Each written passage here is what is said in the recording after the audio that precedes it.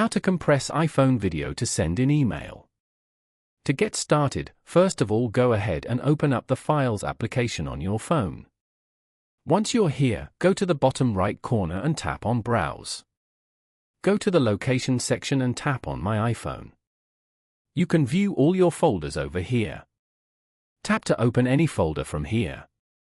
And then, tap and hold the file you want to compress from here.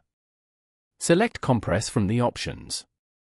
As you can see, you have now created a zip file for this file. Tap and hold the zip file and tap on Share.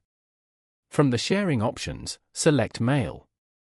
Here, type in your mail and tap on the arrow icon above to send this mail. Following these steps, you can easily compress iPhone video to send in email. Thank you for watching. Please leave a like if this tutorial helped you, or leave a comment below if you have any questions related to the video.